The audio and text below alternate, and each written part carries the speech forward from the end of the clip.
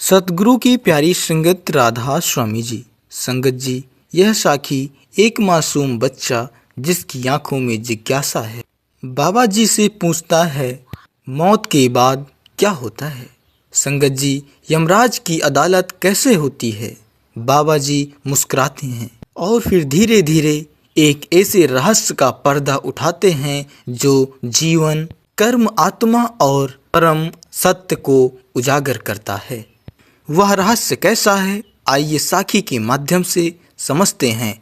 सतगुरु की प्यारी संगत, साखी शुरू करते हैं। एक बार की बात है, एक छोटा सा बच्चा अपने माता पिता के साथ राधा स्वामी सत्संग व्यास के सत्संग में गया।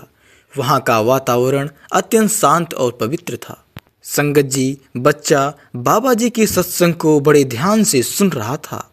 संगत जी, उसके मन में एक सवाल जगा। सत्संग समाप्त होने के बाद बच्चा धीरे से बाबा जी के पास गया। उसके मन में एक गहरी जिज्ञासा थी जो उसे बेचैन कर रही थी। वह मासूमियत से बोला, बाबा जी, एक बात पूछूं? बाबा जी ने मुस्कुरा कर कहा, हाँ बेटा, जरूर पूछो। बच्चे ने थोड़ी हिचकिचाहट के साथ पूछा, बाबा जी, मौत के बाद क्या होता है?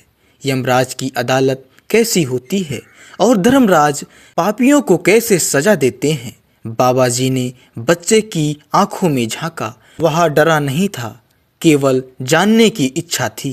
उन्होंने प्यार से बच्चे को अपने पास बैठाया और बोले, बेटा, बाबा जी बोले, मौत केवल शरीर का अंत है, आत्मा का नहीं।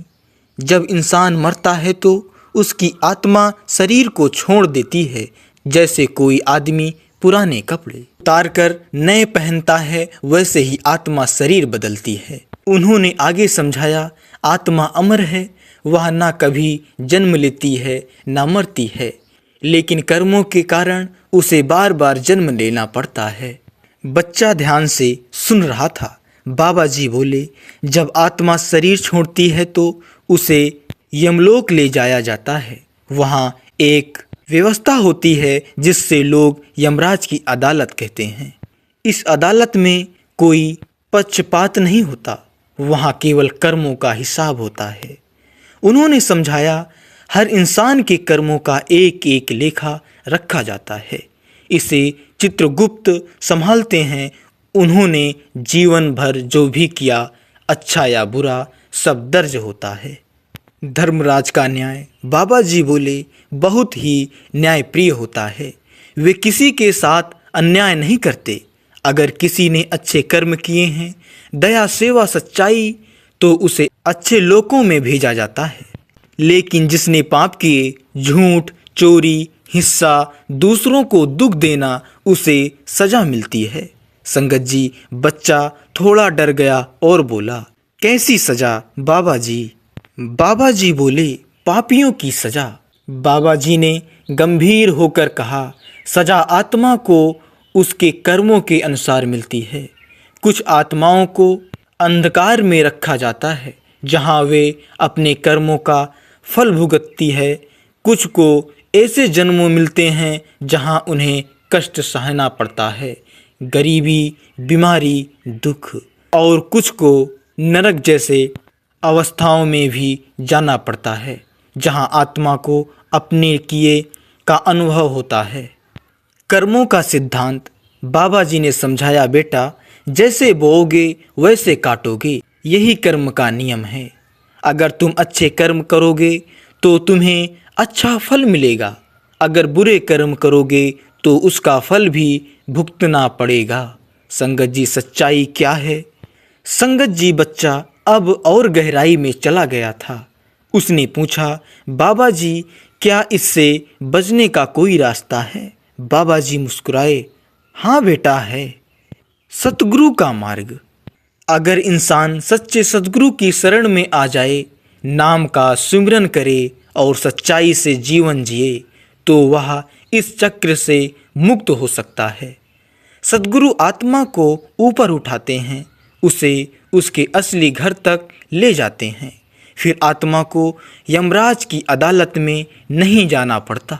भक्ति और नाम की महिमा करते हुए बाबा जी बोले, सबसे बड़ी शक्ति है जब इंसान नाम का जाप करता है, ध्यान करता है, तो उसकी आत्मा शुद्ध होती जाती है। धीरे धीरे उसके कर्म समाप्त होते हैं और वह परमात्मा के करीब पहुंचता है। आत्मा की असली मंजिल, बेटा, बाबा जी ने कहा, हम सब यहाँ मेहमान हैं। हमारी असली मंजिल ऊपर है, जहाँ से हम आए हैं। यह संसार एक स्कूल है जहाँ हमें सीखने के लिए भेजा गया है। बच्चे की समझ, बच्चा अब शांत था। उसने धीरे से कहा, बाबा जी, मैं अच्छे कर्म करूँगा और नाम जपूँगा। बाबा जी ने उसके सिर पर हाथ रखा और कहा, बस बेटा, यही सबसे बड़ा रास्ता है। बाबा जी ने फिर कहा, बच्चा, मौत अंत नहीं, एक परिवर्तन है। आत्मा अमर है, कर्मों का हिसाब निश्चित है। यमराज की अदालत न्यायपूर्ण है। सद्गुरु का मार्ग मुक्ति का रास्ता है। नाम और भक्ति से आत्मा शुद्ध होती है। संगत जी, बाबा जी ने अंतिम विचार रखते हुए फिर समझाए, यह साखी हमें डरने के लिए नहीं बल्कि जागरूक करने के लिए है। जीवन बहुत अनमोल है।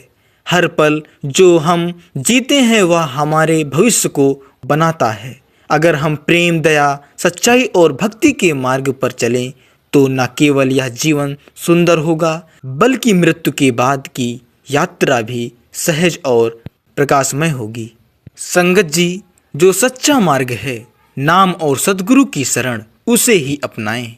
तो संगत जी, राधा स्वामी मत की साखियाँ हमें हमेशा परमात्मा की ही ओर इशारा करती हैं। तो आइए हम क्यों ना उस मालिक को याद करें और अपने असली घर की यात्रा को सरल बनाएं। सद्गुरु की प्यारी संगत, ये साखी आप लोगों को कैसी लगी? यदि आप लोगों को ये साखी अच्छी लगी हो तो राधा स्वामी कमेंट में ज़रूर लिखें और चैनल पर नए हैं तो चैनल को सब्सक्राइब जरूर कर लें जी। सतगुरु की प्यारी संगत, राधा स्वामी जी।